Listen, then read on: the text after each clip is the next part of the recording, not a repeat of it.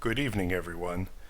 The subject I wanted to talk to you guys tonight about is something we've talked about in the past of why Sasquatch, the different variations of them, and other upright walking cryptid species, stuff that are vaguely humanoid, on 2 feet, bipedal, are inherently scary to us or frightening to us or send chills down our spines, like zombies in movies, werewolves, vampires, monsters, things that tend to be vaguely humanoid, upright walking, that are scary to us. And I think a component of this is genetic memory. I think that long time ago we had competing hominid species, upright walking animals that maybe hunted us or we competed with. But I also think there's another factor. I think the Uncanny Valley has something to do with it. I was thinking back to, I believe it was a college course I took. I never graduated college, but it was something I took either like in a psychology class or an anthropology class. And it was talking about our adaptations and how we experience things. And one of them was about the Uncanny Valley. And that is, the closer you get to human in an artificial way, you get this valley of where it becomes unsettling. Like if you have a humanoid robot or a stuffed animal that looks kind of cute with the big eyes, you're like, oh, okay, we can associate with that. But when you start getting too close to human with very specific human proportions, like a picture of the android on the left or this one here, there's just something very unsettling and creepy. It's like the skin is too perfect. There's just no life to it. It's not moving and shaking like a real person. Kind of like why Terminator is so scary to us. Zombies. It's kind of like I was telling people that, if you watch like a modern like Disney movie or Pixar movie where the background is hyper realistic, it looks like real trees, real rocks, real stones. Like it looks like a photograph or footage, but the people are cartoony with the big eyes and the big hair and exaggerated features. And that's because if they made them hyper realistic, they would come off as creepy. And it would be like, well, why don't we just do a live action movie then at that point? It wouldn't be animated anymore.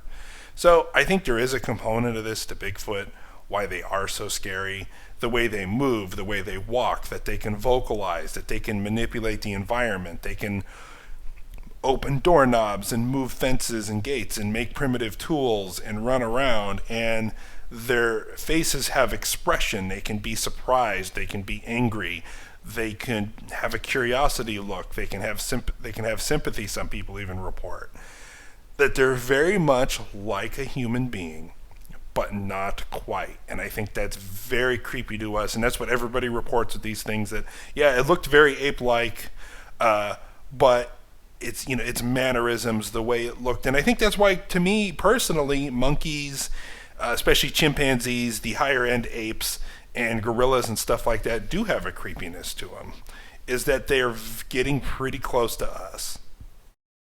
When you start talking about other cryptozoological or paranormal creatures that have a vaguely humanoid body, very similar to a Sasquatch, covered in hair, extremely muscular, upright, walking large, but have a snout like a dog that still has human-esque eyes and brow ridge and intelligence to it, but has a dog-like face or a baboon-like face like a gugly creature some of these people see. That is deeply disturbing, and deeply disturbing to me. And I think the dogman that people report, an upright walking canine, and there seems to be different varieties and versions of this as well, but the fact that it walks upright is a very human trait. We're the only hominid left on this earth that really does it, other than maybe Bigfoot and some of these other creatures. It's very unsettling. And for me, when you look at standard apes and you look at chimpanzees and gorillas, there's a certain, why we find these creatures so fascinating is they're the most conventional, what you can see in a zoo or have research about, closest human relatives. In fact, they do share a lot of DNA with us. And you see the intelligence in their eyes, their mothers, their fathers, and we share a lot with them, but there is something unsettling, a little creepy, like you don't trust them at the same time. And I think Bigfoot Sasquatch really triggers that in us, where it's the same thing like when we encounter like a homeless person or somebody on drugs, where it's like it sets off all the bells and whistles in your brain, because you're like, this is a human obviously, but something's not right, something is off. And listening to that voice in your head oftentimes can keep you away from people who might be disturbed or might cause you ill harm. And I think that a lot of that comes from Bigfoot as well, where we just don't know what we're dealing with necessarily. It's unfamiliar. It's very human-like. So I think the Uncanny Valley and Bigfoot, I think, is a great candidate for that. I know in psychology, I even know in personal defense, it's like when you see somebody and you're like, that's not right.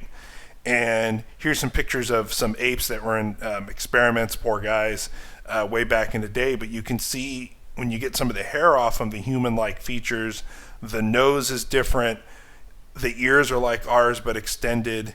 And when you see like a chimpanzee walking upright, they go from like, okay, chimpanzee, wild animal, to something creepier, to something a little bit different, especially when you get into like genetic experiments, or you see a hairless chimpanzee like this one here. It just starts getting really odd, because they start looking, it's amazing how buff these creatures are, by the way. Look at the muscle definition when you get the hair off of them. It really becomes unsettling, because this almost looks like a quasi-human body, but with a chimpanzee head stuck on it. So here's a Mayaka skunk ape photo. Now there's something very disturbing about these guys, because they have large shoulders, they're big. You know, how many times have you seen a guy with a big white beard and the forward-facing eyes, an expressive brow ridge? You can't really see the nose in this picture, but when you see the teeth, you're like, whoa, that's not right. It's a flat face. And I just think the Uncanny Valley is a very good way to explain why these creatures are so creepy. Anyway, thanks for watching this little video today. If you guys are unfamiliar about it, go read about the Uncanny Valley. I think psychology and a lot of this stuff is interesting. It's amazing how many other different branches of science and research cross over into Bigfoot, zoology, and primatology also cross over into cryptozoology. Anyway, stay safe in the woods out there. And please like and subscribe if you haven't already. Give this video a thumbs up. It really helps us out. YouTube doesn't really like paranormal or Bigfoot type channels, so please give us a thumbs up. Anyway, thanks folks.